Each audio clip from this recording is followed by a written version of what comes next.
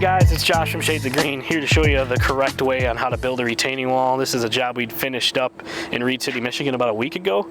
It's Pisa 2, Unilock Pisa 2 granite color, so it has some like lighter and darker grays in it, and a rough face look.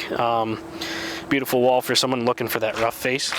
The wet cast cap on it is a stain resistant. But basically, start to finish, how we do these things is we excavate the base, put 24 inches by a foot down of limestone, and that's closed limestone. We use a Weber CR6 compactor. We picked that up at the GIE Equip Expo last year. Good option out there for compactors. It has compaction control on it, so basically what happens is when you're compacting, it'll tell you if it's halfway done or if it's completely done, and you have to get the bars all the way up to make sure that the job is completely done. Otherwise, you're going to have failure, and your wall is going to kind of dip as years go on. So that's step number one, and everything goes hand in hand. So if the base isn't good and the drainage behind the wall is not good, and you don't have everything correctly placed, then there can be failure down the road with those. So if the wall is 3 foot tall, 3 foot back is a drainage burrito is what I like to call it. And that drainage burrito just has open aggregate limestone in it. So when it freezes, there's room for that water to go. So freezes and thaws. It doesn't push your wall out as years go on. So, and then inside that, there's this layer right here. There's a geogrid that kind of gets pulled back into that limestone. It might be this layer, this layer. I think it's this layer actually, that limestone. It's that geogrid's pulled back, and then in that geogrid, it's like that geogrid's sandwiched in between that limestone.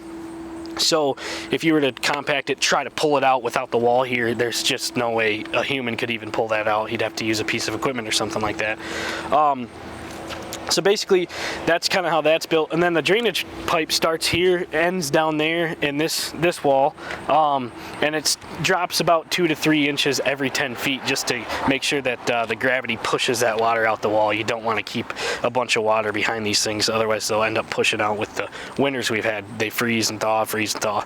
And so yeah, that's kind of how we build a retaining wall here at Shades of Green. That is the correct way. Unilock has kind of walked beside us and showed us the correct way how to build walls, and the not correct way.